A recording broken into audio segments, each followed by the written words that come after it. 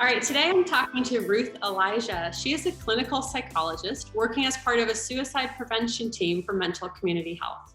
She also has some of her own private practice. Ruth has a master's and PhD in clinical psychology, and I'm very excited she's agreed to talk with me today. Hi, Ruth. Hi, I'm glad to be here. Thank you so much for being here. Let's get right into your job, right? What do you actually do as a clinical psychologist? What is it like? Well, in my current role, I'm currently sort of working in an acute care team.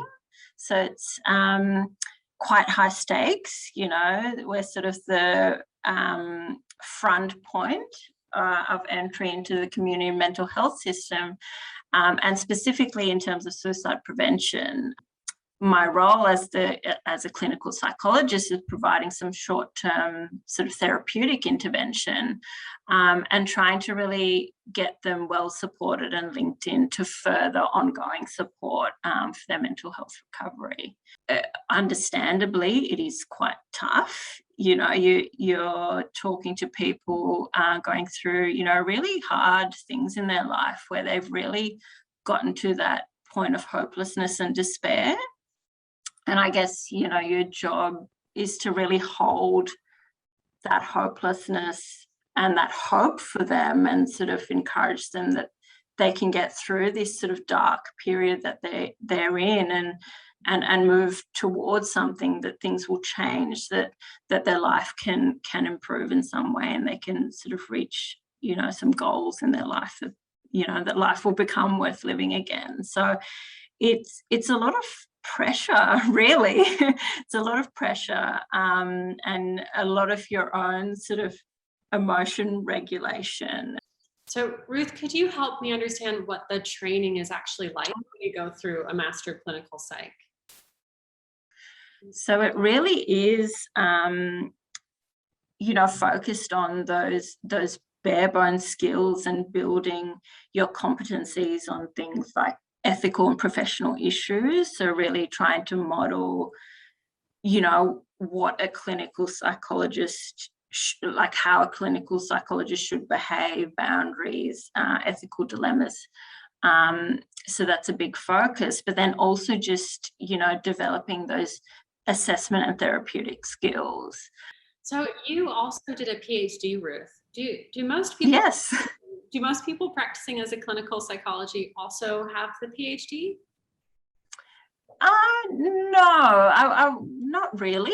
I think in the cohort that I went through at UNSW, maybe about half the students were doing a combined master's PhD, half weren't. It's not necessary to practice as a clinical psychologist at all. But it was fun. It was a fun experience to do a PhD. Yeah. So top of mind, what's the best thing and the worst thing about your job as a clinical psychologist? Well, I guess the best thing, especially I guess in a public health setting, is working in a team, having that sort of multidisciplinary approach, just different perspectives, different people. And it can't be rewarding as a psychologist, when you're helping people on their journeys and you can see that they're benefiting and that their lives are changing, that's really good. That's really rewarding.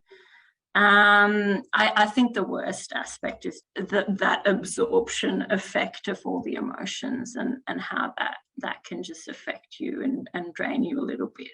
What would you say is something that people might be surprised to learn is the reality of working as a clinical psychologist?